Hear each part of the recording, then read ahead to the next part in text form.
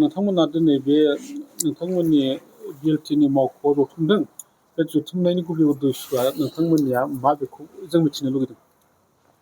जों दिनै बेयाव जथुमनायनि खारना जाहैबाय जोंल' नङा, जों एक्स बिएलटिल' नङा, जोंजों लोगोसे एक्स एनडिएफबि आरो भिएफनिबो माखासे दङ आरो गोदोनिफ्राय जाथिनि थाखाय नांबोबाय थानाय माखासे लोगोफोरबो दङ। मेन उद्देश्यआनो जाहैबाय दा फैबाय थानाय इलेक्सननि नैबे उदालगुरि बियाबनि थाखाय जों मोनसे सिन्था खालामदों आरो रायजो राजाफोरनिफ्राय जों खोनानानै जों बेखौनो दिनै सावरायदों। बेनो जाहैबाय उदालगुरि बियाबाव फ्रेश गोदान केन्डिडेट रायजो राजाफ्रा लुबैदों।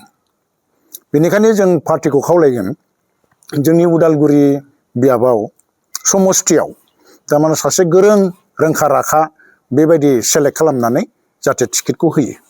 आচ্ছা बिपिएफआ मोन 15 समस्थिनि मोनब्रैखौ बाद होनानैसो केन्डिडेट होनो नागिरदों दा। दायो मोनब्रैयाव बिपिएफनिफ्राय केन्डिडेट थानाय नङा बिटिसि समस्थिनि सिङाव, बे बेलायाव नोंथांमोना मा बुंनो सानो? जों बेखौ ससियेल मिडियायाव नुदों आरो जों खोनादोंसो नुदों माबायाव मिडियाफ्राव। बे मोनब्रै बियाबाव जुदि बिजेपिनो मोनब्रै बियाबखौ जुदि बिटिसिनि बिपिएफनिफ्राय जुदि होनाय जाबायब्ला न' डाउट फ्रेन्डशिप हिसाबै बेयावबो कन्टेस्ट खालामनांगौ। जोंनि बिपिएफआ कन्टेस्ट खालामनांगौ आरो बे मोनब्रै बियाबाव। जों खोनादों बिजनिखौ होदों, बबेबा तामुलपुरनो, गरायसरनो, टंलानो होननाय खोनादों। बेयावबो थारमाने प्रिफारेन्स हिसाबैनो कन्टेस्ट खालामनांगौ। जितु इलेक्सना गासिबो बिटिसिनि बाहेरायावबो जानो थांगासिनो दङ। बिटिसिनि बाहेरायावबो जितु इलेक्सन जानो थांदों, बे बेलायाव नोंथांमोननि एक्स बिएलटि बा एक्स भलन्टियार फर्सनि रला बिटिसिनि बाहेरायाव मा जागोन?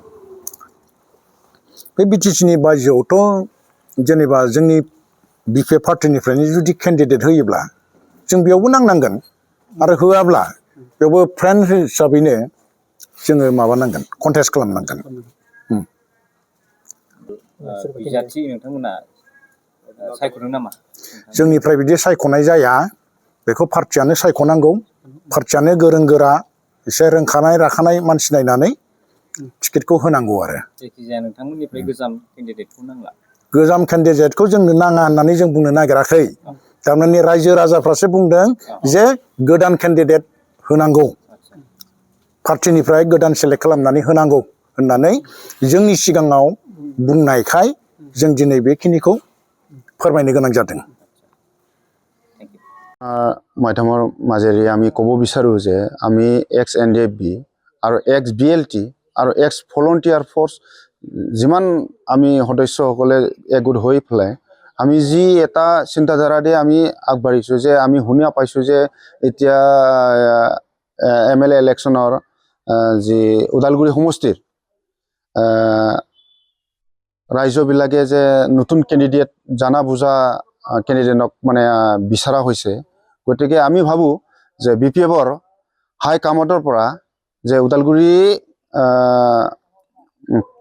কি বুলি কয় সমষ্টিত জানা বুজা নতুন কেণ্ডিডেট যে বিপিএফ পাৰ্টিয়ে দিয়ে দিয়ে, ইয়াকে আমি অনুৰোধ কৰিছোঁ।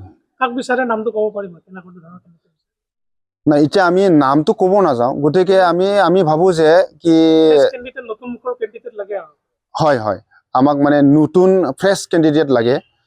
সেই মৰ্মে আমি এতিয়া আপোনাৰ মাধ্যমেৰে আমি জনাব খুজিছোঁ।